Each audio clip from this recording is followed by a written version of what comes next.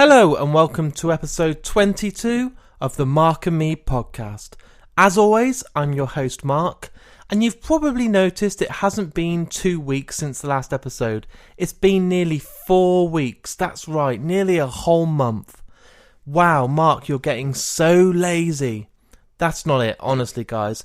To do the Room Actors Where Are They Now trilogy special took 8 and 9 interviews. It took a lot of time. Most evenings I was researching and speaking to the people from the room. It completely knocked it out of me, as well as skip to the end and doing my full-time job. But then I followed it up with Neil Blomkamp's episode, one of the best yet. The response online was the busiest I've ever had. It had more plays and more downloads than all of my other episodes combined, which is just mind-blowing.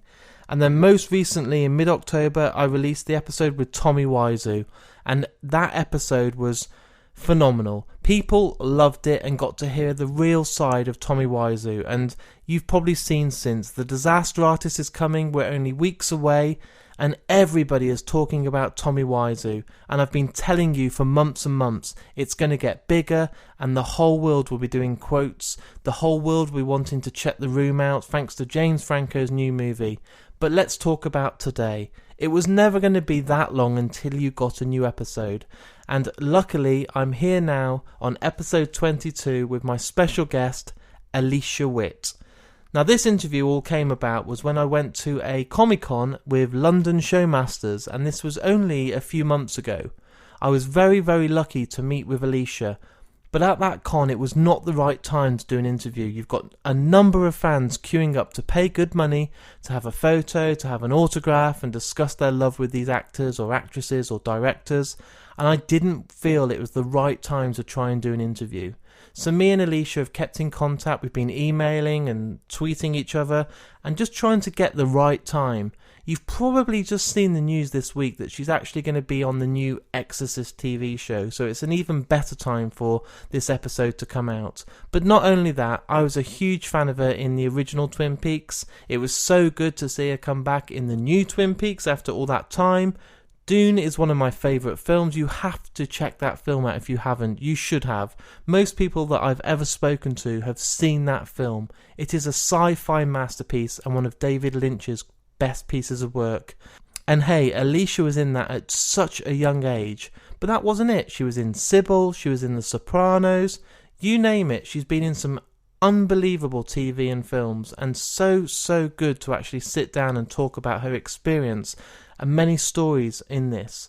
But not only that, she is a fantastic musician. So on this interview you're going to get to hear loads about me talking about her recent EP, what she's doing at the moment, her new release, but also at the end of this episode I've included one of the songs. So it's got loads on this episode, so why don't we just get to it? So here's my interview with me and Alicia Witt. Enjoy. So my first question for you today is, and this is a big one, what came first for you? Was it acting or playing the piano? They really, believe it or not, came almost exactly at the same time. And it's strange now to think of that because music and acting have remained the two biggest things in my life. But I was 7 when I started playing piano and started competing a few months after that. And then I ended up making my first movie, which was Dune, when I was 7 as well. So that was just a very big year, I guess. Not bad for a debut either. I know. And of course, at the time, I didn't understand just how big it really was. It was the largest budget movie that had been made until that point. And it was a sci-fi phenomenon even then, a cult classic, and I didn't realize it had been in the works for so many years. And the great legend of Dune, to me it was just something extraordinary to be a part of, and I couldn't believe that grown-ups could play characters for a living, and how much fun they all seemed to be having, and how it was like being part of a huge family. That's amazing. Being on a film set. Yeah, as a child as well. I mean, you know, it just must be... I suppose you probably wouldn't even be digesting the thoughts properly. You'd just be kind of just It must be like just being a dream. That is how it felt. Not having grown up around the entertainment industry at all, and my parents were school teachers, and it just was so far from anything that I had been exposed to up until that point. It was obviously a no-brainer that I'd want to do that with the rest of my life if I were given the opportunity. Because playing characters is, of course, what kids do anyway. And I loved to pretend I was somewhere else and someone else. And then there you are on a film set where the budget was so extraordinary that you had the ability to wear these costumes that were just beyond anything you could imagine. The special effects they used and the creatures that Carlo Rambaldi had designed, especially for the movie, like the Guild Navigator and the sandworms and the floating Baron Harkonnen.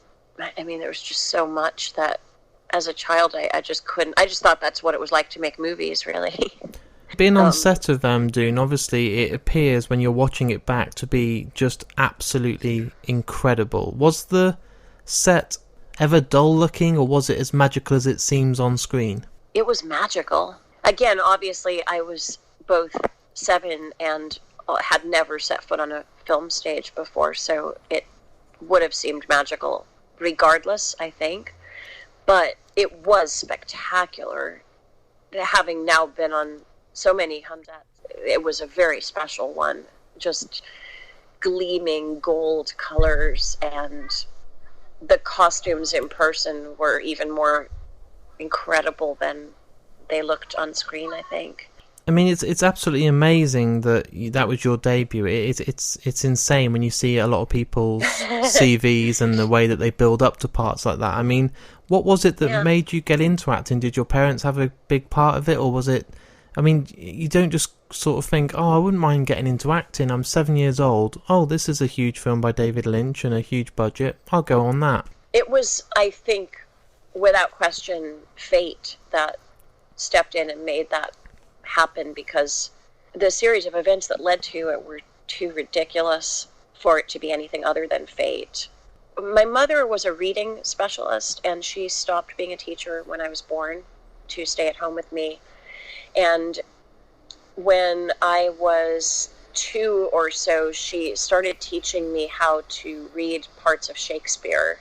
And I was just a very fast learner when it came to words and reading. And she had sent my picture into Good Housekeeping magazine of me reading the magazine when I was, I think, 2 or 3.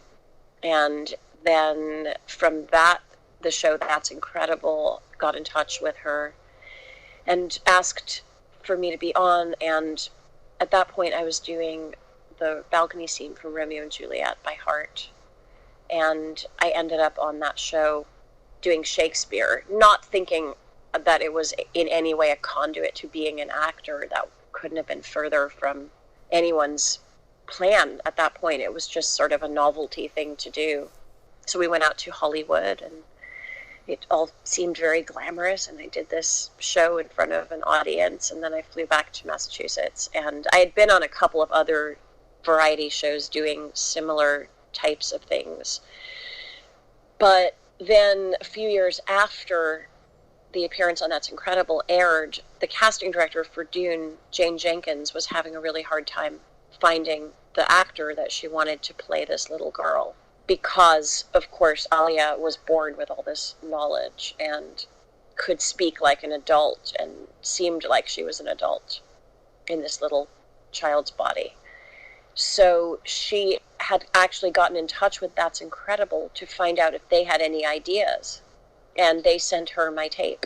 And she got in touch with my parents through the white pages, I guess. And we went to New York, and I auditioned for David Lynch. It just blows my mind. It's just like you said, there's fate and there's luck and there's being in the right place at the right time, but it is just incredible. I mean, that's my next question. You obviously got to work with David Lynch again on Twin Peaks, which is one of my favourite TV shows of all time. I mean, you just said then for Dune you got to audition for David Lynch. I know it's 7 years old, you're not really even expecting or aware of who David Lynch is. It's just probably a guy with white or grey hair that's going to give you the job or not. But looking back, that must be just...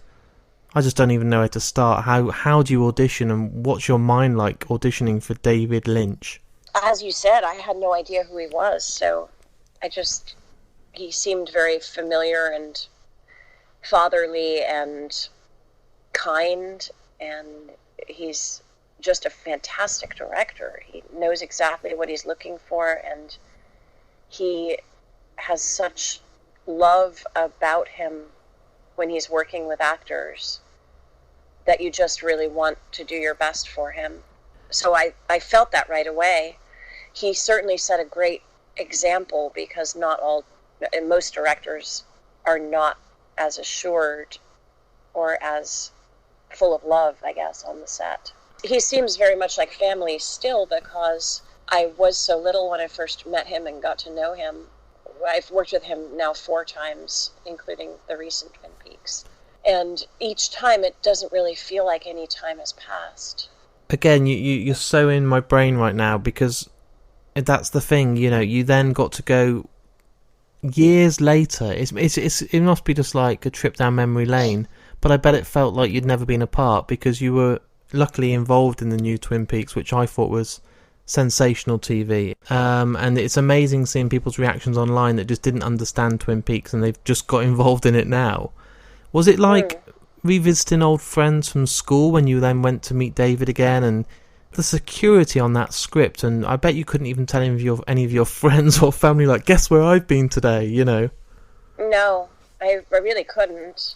And weirdly, I ended up getting called in to do that.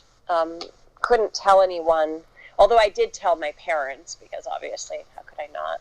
And they were super excited for me to have seen David, and he said to say hi to them and all of that. So they knew, but they weren't allowed to tell anybody. But then right after I filmed that character, that little bit on Twin Peaks, I then got the role on Walking Dead, which I also couldn't tell anybody about. And it had been many years since I'd done anything quite that secretive. Oh, and then I did Supernatural, which was also, I was allowed to say I was on it, but I couldn't say much about it.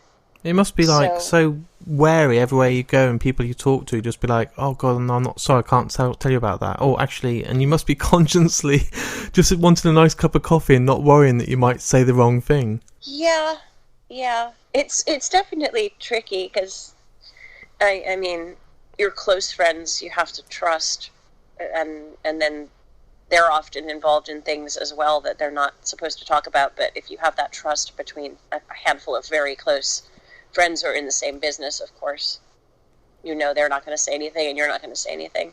Yeah, like if you go on a date with someone, certainly can't just tell them everything you've been up to if some of it is a non-disclosure agreement, because you don't know what they're going to do with that information. Yeah, how was your night last night? Yeah, it's pretty good. I got to be ate alive by a zombie. Oh, right, what was that involved in? Oh, yeah, I'm just going to be in an episode of The Walking Dead.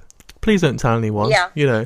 I was a little bit disappointed with The Walking Dead, because I love the show, but I wanted you to stick around for longer. I saw this announcement, I watched it, I saw you on screen, I thought you were fantastic, and there was this great character development, and I was like, this is brilliant, and then that was it, you were gone. Yeah, I felt weird about that announcement too, but it's how they wanted me to announce it in that way, because the element of surprise on the show where you don't know who's going to live and who's going to die, regardless of whether it's an established actor playing that role. I think that's pretty cool. When I auditioned for that role, it was already written, so it wasn't like they didn't write that character for me and then kill me off. It was just a one-off role. It was another thing that was very fate-like. There's a lot of those in my life, I think. But I'd been a huge fan of the show for years, and I remember talking to my agents and managers about how much I wanted to get an audition for the show, really since the beginning, and I never had. I was never brought in for anything on it. And then, really, it was right after I came back from shooting Twin Peaks, which I couldn't tell anyone about, I got a direct message from Scott Gimple on my Twitter. Wow. And I didn't know he knew I existed and didn't know why he would be following me, but he said he wanted to let me know he had just heard me on a podcast, ironically. Wow. And I'd been featured on this podcast when my last album came out, the one that Ben Folds produced. And I had played music on it, but also had talked about my acting. And he let me know on the message that he was a fan of mine and just that sort of thing. So it was really nice. And I was like, wow, well, it so happens I'm a huge fan of yours, too. I love The Walking Dead, and it's such an honor to hear from you. And he said, oh, that's good to know. And then a few days later, the audition came through for this role. And he told me later he wasn't really sure if it was the right role for me. I think there was maybe something coming up later on down the road that was perhaps a little longer of a role that he thought I might be more right for. But the audition for this one, I mean, as I understand now that I understand who the character was supposed to be, I just felt like I knew who this woman was. So I wouldn't change anything. I know it was supposed to be just that one role and that episode specifically, and it just, for so many reasons, that was a thing that had to happen in my life, and I'm so grateful for it. I can still picture the scene now at the end when Carol and Maggie are leaving and we actually get to see you turn. And at that point, you're completely faceless, and it looks good. I mean, that's one of the best things about The Walking Dead. It doesn't look cheap. It doesn't look tacky. I mean, what was it like to actually go through the process of becoming the faceless character in that part? That must have been something very different to anything else you've done and been involved in. I have a confession, which it's kind of heartbreaking, but so because that episode contained so much in the way of, I mean, it was just a full episode. We were all on that same set. We had so much dialogue. There were these scenes that went on for pages and pages. So, and they didn't spare any time when it came to getting those just right, which was really great. So it felt in many ways like making a play on those days. And then, of course, we had the fights and the guns and the action and the stunts, and the day on which my character got killed and there was that big final fight scene, we just had so much to do all in one day. They didn't have time to have me go through the special effects works for both the face eating and the zombie, so that was actually somebody else in the zombie. No face.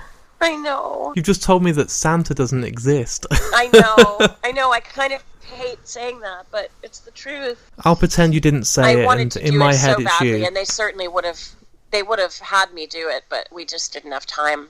Because I don't know if you ended up watching The Talking Dead after I did. My episode, but okay, so there was meant to be another thing which malfunctioned, as they do sometimes. It was a very elaborate neck vein that was meant to spurt with blood. Yeah. So the face eating was only part of it. And that obviously turned out spectacularly well. But then the neck thing was the part that took the longest for them to do. And I got to go into the big fancy magical special effects makeup trailer, which I wouldn't have gone in had we not done that. And they did this incredible prosthetic, which had the cord that ran down my back, and they were squirting That's very the cool. corn syrup out as the stunt walker, Chris, was eating my neck.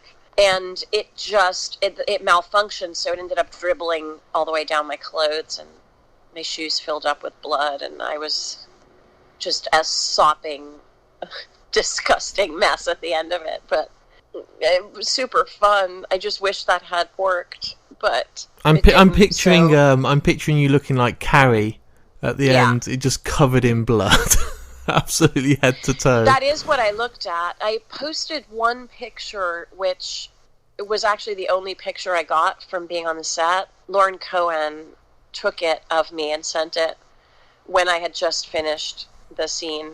I'm going to check that out. out. And I do look like Carrie. I'm covered with blood. It's ridiculous.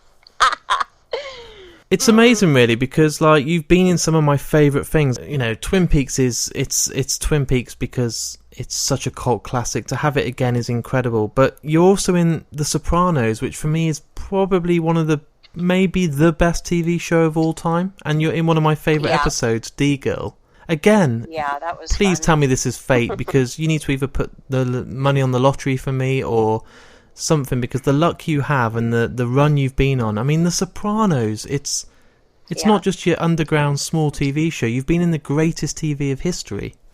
I'm aware that it's kind of crazy on one hand, and it seems like incredible luck, and yet it's a strange career, to be sure.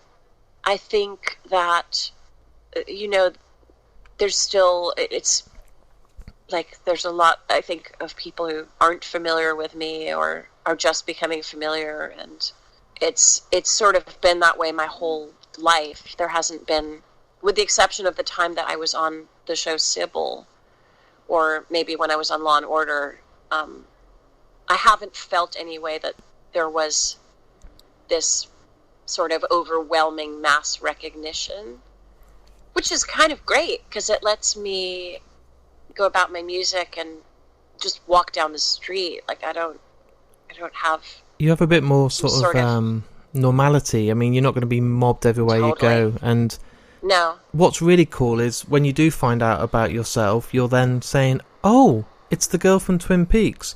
Oh, it's Sybil. Right. Oh, what? Is that the same girl that's in Dune and Sopranos? Yeah. And wasn't she in that film 4 Rooms with Madonna?" And then it all starts clicking and you're kind of like, how did I not notice this before? Yeah. And I do love that. And part of that is, I think, to do with the fact that I've tried to avoid playing the same roles over and over again.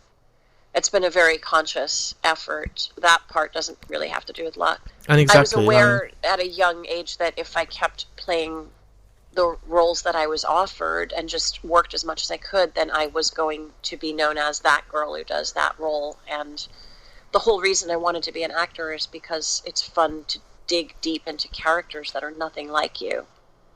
And it's really easy in this profession, especially when you're younger. It's easy to just keep playing the same role and work. I don't know. I just didn't want to do that. And I have so much respect for that, because just the list I just said then, Sybil, Twin Peaks, Sopranos, 4 Rooms, everything is so different that I'm glad you went with that, because some people just rest on their capabilities and become so typecast that you just get bored of the same character, and when they come on the screen you're like, oh, here we go again. With you, right. I never know what I'm going to get. That's good. That makes me very happy. I love that I often, when people know they've seen me in something, they often can't place what it was. They know it's something, but then I can't guess what it was. I can't figure it out anymore, because there's been so many things, and many things I've even forgotten about, that I don't know if it was playing.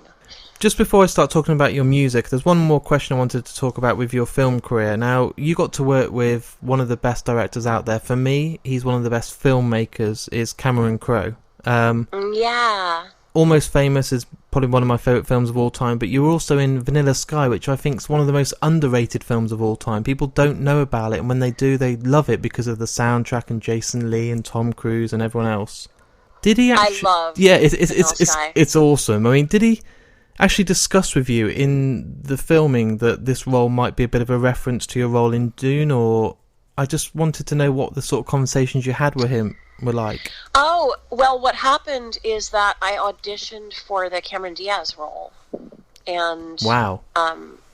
And he called me personally whenever he called to offer me this role, to say that it wasn't going to work out for the role I had auditioned for, but that there was a much smaller role that he would love for me to play, and that there wasn't all that much to do, but he promised to make it really special. And he said, if you say yes, I'll do a jig. And I said, well, of course I will. I was so excited to be hearing from Cameron Crowe.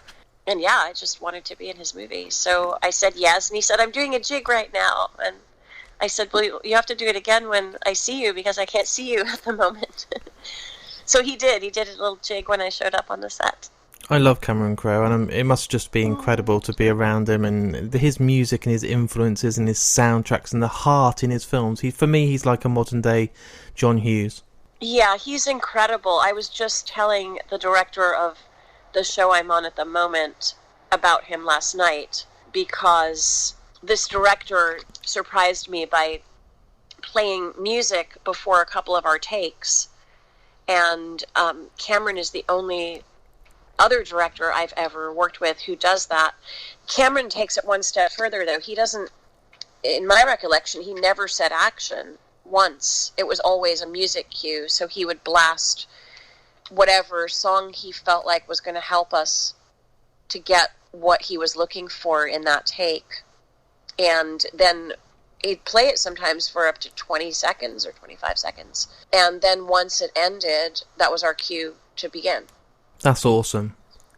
Yeah, so cool, because it just keeps you in that mood, and there's a language about music that is completely wordless, and sometimes you don't have to explain to the actors so much what kind of vibe you're going for. It's easier to just do it in music and get you out of your head a little bit.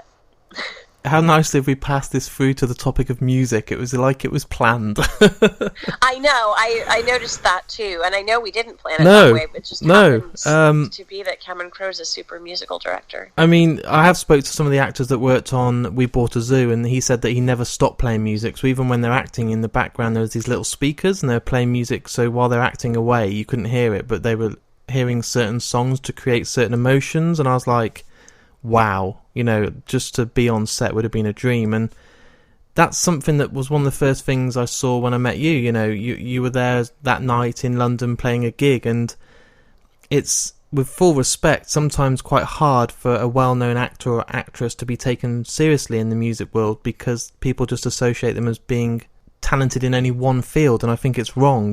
So Do you find it hard that people take your music seriously at first, because your songwriting is unbelievable and you're gifted in both? So is it a tough one, or have you found it quite respectful out there? I feel as though that's in many ways been an example of timing, looking after a lot of that too. I knew when I started taking this seriously, which was about 9 years ago, I started writing all the time and playing gigs, and I was in New York working on Law and Order then, and I knew that this was a very important missing piece of my life, because once I started doing it, it seemed that everything kind of clicked together. I didn't feel as though I was putting all of my energy into acting, and then it felt like the acting was better because it was in its rightful place, which was sharing with music. To have that space taken up with unfinished songs and melodies that are constantly roaming around my brain is definitely my natural state of being. So to start playing those songs out in public and getting brave enough to test them and see whether people out there thought I was good enough, that was very scary but very necessary. And I knew that it was something I was supposed to be doing, but I also knew that I wasn't as good at it in the beginning as I needed to get if I was going to do it seriously. So I think I'm lucky that I played a few small shows to start with and got some of the nerves out and just started building up my confidence. Weirdly, the first gig that I ever played went a really long way to building my confidence. It was opening for Jimmy Webb, the legendary Jimmy Webb. And you don't do things smally, do you? Like, your debut in TV and film is Twin Peaks and Dune, and then you go and open up for a legend. I was waiting for you just to say a small slot in a underground bar in New York, but you go and open up for a huge name. I mean, it's absurd. That's definitely an example of fate stepping in the very beginning. And not only did I open for him, but despite how green I was and how nervous I was, my little opening set of 3 original songs went great.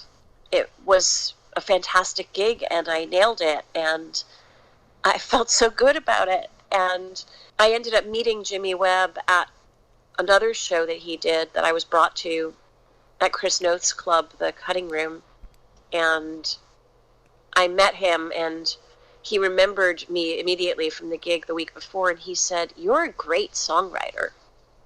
And I almost burst into tears, because to have heard that from Jimmy Webb as I was just starting out, and he said it in a way where he could have said, "Hey, nice work," you know, he could have said any number of casual, polite things if he didn't. There was no reason for him to look me in the eye and say, "You're a great songwriter." I just, me going for years in gigs that I played that didn't go so well, or times when people, you know, I've done a lot of the work myself, a lot of the legwork, in terms of putting all of it together and finding producers to work with, and getting the music released on my own. I mean, when he said to you those words, I would have been like, can I record that and have that as a quote on my album cover? Because that's my go-to quote to kind of give myself the biggest pat on the back.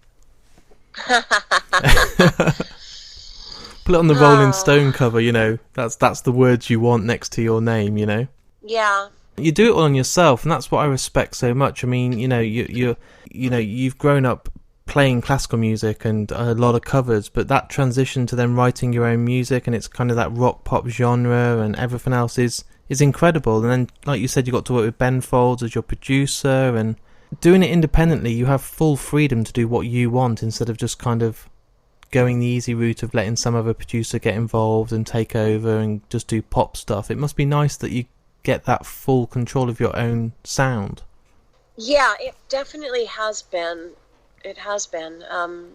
And the EP that I just recorded, that I'm longing to release into the world, it's a whole other sound too. That was an example of letting this extraordinary producer, Shakir King, kind of run with what I was doing and take it in a direction he heard it going in, which is much more pop. There's piano featured on all 5 songs, but it's got a really cool pop vibe that I never would have come up with on my own in a million years. I'm just so excited for people to hear it. But at this moment, I'm still waiting on these 2 labels that have expressed interest, and it would be really useful for so many reasons if one of them were to decide to release it, because that will help it get out to a much bigger audience. So I'm in a bit of a holding pattern, which drives me crazy, because I love to control all this stuff myself. It must be a weird one to be in, because you've had the control since the start, and now you're kind of waiting on others. And I'd just be like, I want to push publish now and just everyone hear it. Oh gosh, yes. And you may be familiar already, but I raised the funds for this through Kickstarter. Yeah, I saw on your Twitter and saw the crowdfunding, which is great. Yeah, it's such an honor, to put it mildly, to have made an album in this way, because I know that it wouldn't exist. It couldn't financially exist as an indie artist without a label funding. There's no way I could have worked with this producer otherwise. The fact that all these people came forward based on my previous work, and together we raised the funds to basically make a studio EP is just, or like I should say a label EP. Yeah. This producer, he's the one that produced the Neil Horan album that just came out. Yeah. He did James Bay's record that came out a few years ago that everyone heard. And so he knows his stuff, and he gets the crystal kind of radio-friendly, perfect produced sound. Yes. Listen to you, you're like, yes, I just want you to hear it. I know, I'm longing for you to hear it. It's so cool. If I just release it today on Spotify, it's like, that's not the right way to do it. No. And the day it comes out is very important. You want to target things and do the right publicity for it. And the wait will be worth it. Stuff. It will be right. It's just, it must be just every day must feel like a week. It does, especially because I have 640 pledgers who want to hear the music also. Yeah, I mean, doing this interview has been a really lovely reminder of how everything in my life really does happen at exactly the right time. So I have to trust that the release of the album is going to be exactly the same way. It'll come out when it's supposed to. It's called 15,000 Days, which is how long I've been here on Earth. I'm thinking I might call the episode 15,000 Days now. Oh, good. That makes sense. That my age was so close to a round number like that, I figured that's a really cool album title. My final question regarding the music, and it's a big one, but are there a certain kind of artists? I mean, what actually inspires you and influences you to write? And I know that's a real cliche, cheesy question, but I think you're not going to give the usual response of, oh, love, life. What actually inspires you to sit there with that pen and that piano or guitar or whatever you do to create from scratch? Because for me, I play guitar, I'm a musician. I look at people like Jeff Buckley. You know, I think there's no one in the world that could sing and play like him. Pearl Jam, Eddie Vedder, people like that. But what is it for you that inspires that I want to write a song today? I do it in I mean, it happens in many different ways, but it's usually two ways that I write, which are very different from each other. I have ideas on a daily basis. A line will come to me that I really love, or a title, or a chunk of verse. And I have a long notepad list of started songs and ideas, and sometimes it'll come out in a long burst of inspiration where I look at it the next day and I realize, oh, that's almost a complete set of lyrics right there, all to the same song. But then other times it'll just be a line that arrives like a burst of, it's like a song that's trying to channel itself, I guess, where I know what that line is, but I don't know anything else. And when I'm in Nashville, I do writing sessions quite often, and those are the opposite of just sitting down when the spirit moves you.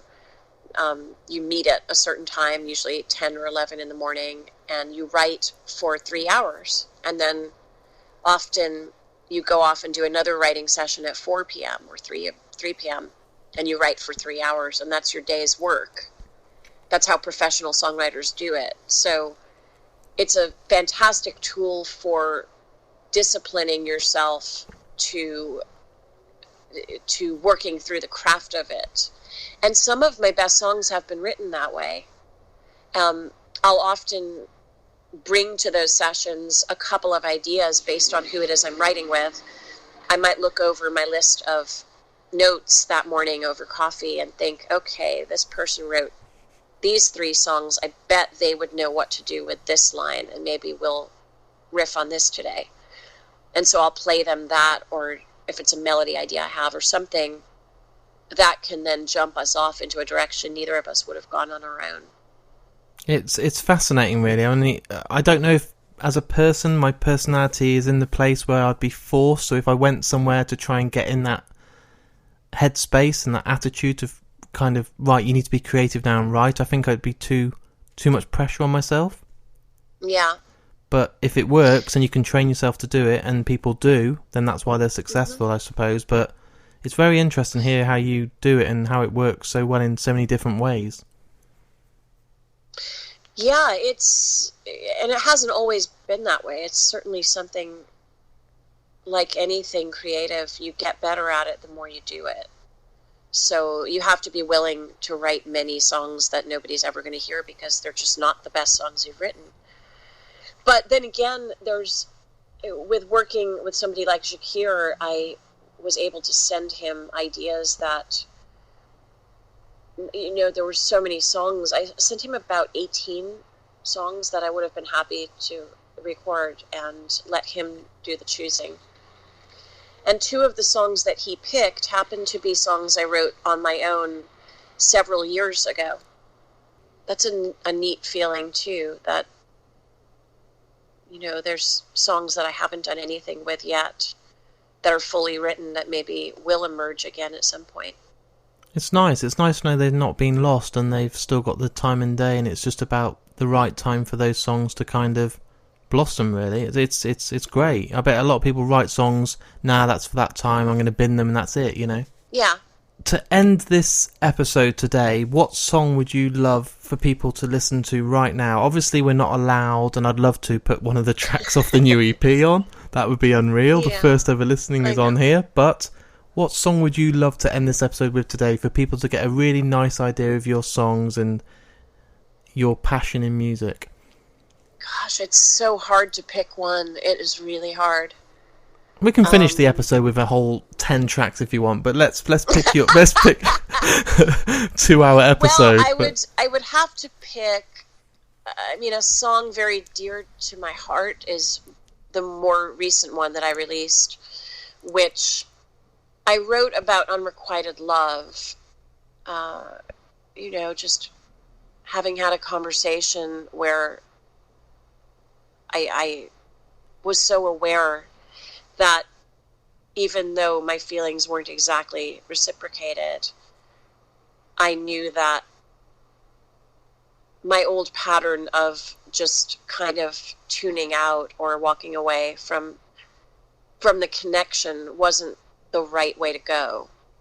And so I wrote a whole bunch of lyrics and a chorus called Love Anyway. And then when I was in Nashville at a co-writing session, I wrote the rest of it with Jeff Cohen, who is a friend of mine and an incredible songwriter. So I had that song, and that was sort of in my brain as something I would put on an album. And then the day after the U.S. elections in November, I was playing that song and it was making me cry. And I realized that although the song is about unrequited love and how we must just love anyway, despite how that might feel, I realized it had so much relevance to the U.S. and to the world. In fact, there's just so much ugliness going on at the moment, and we mustn't give in to that. We have to just put love first, even if it's with people that have opinions that are vastly different from ours. So I would love to play Everybody Love Anyway. Perfect. Thank you. So there it is. There's my interview with Alicia Witt. Now, you probably just heard, we just discussed the single and the song that you're about to hear. And I don't really want to get in the way of that too much, because it is a case of wanting to hear that song. We've built it up. We've talked about it. So why do you want to hear any more of me? The song Love Anyway is coming up in just a couple of minutes' time. But before then, let me do the usual. I want to thank all of you listeners out there for taking the time to listen. Each episode, the numbers go up and up. Each episode, I see more people following me on Twitter. I see more people liking the Facebook page, liking the Instagram page, and people's responses are phenomenal. It's what makes all this worthwhile. Remember, I don't get paid to podcast. I don't get paid to do skip to the end. It's all because I enjoy it and I have a huge passion for podcasting and letting the guys out there experience the interviews that I get to do through Mark and me. So thank you all very much for taking the time to listen, for taking the time to go on my social media and let me know. We have got more episodes in the pipeline. I've been very busy the last couple of weeks putting a bit of a special together. I really enjoyed doing the Room Actors special and the Turbo Kids special, so I'm kind of working on doing a special again on a film documentary sort of style that I want to make more people in the world aware of. So that's a bit of a clue.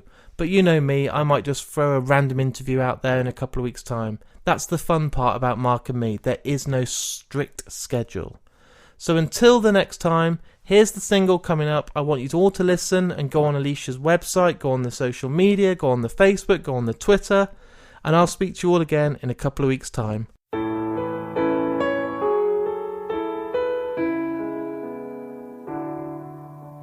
Wrote the happy end before the story ever started, but You chose a different book.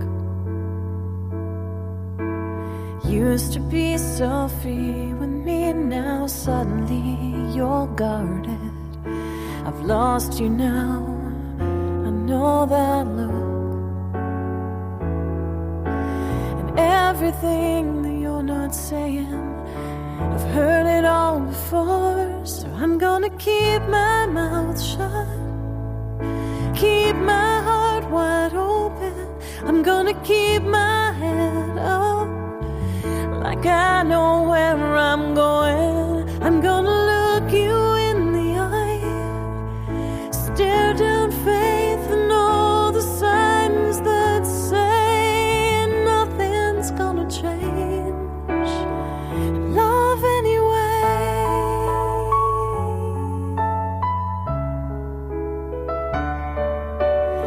I can't change my heart's refrain when I know what I feel. You won't tell me what you're needing.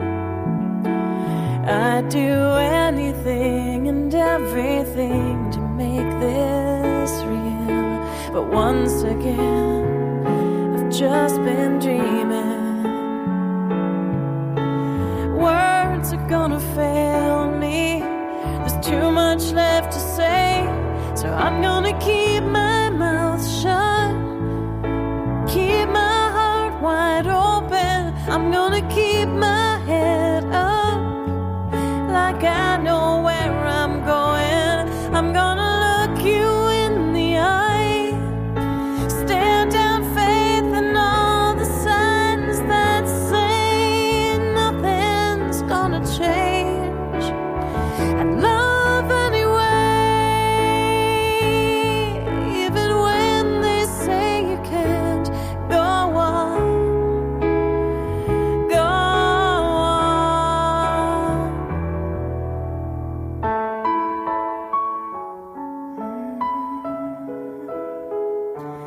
I'm gonna keep my mouth shut, keep my heart wide open. I'm gonna keep my head up, like I know where I'm going.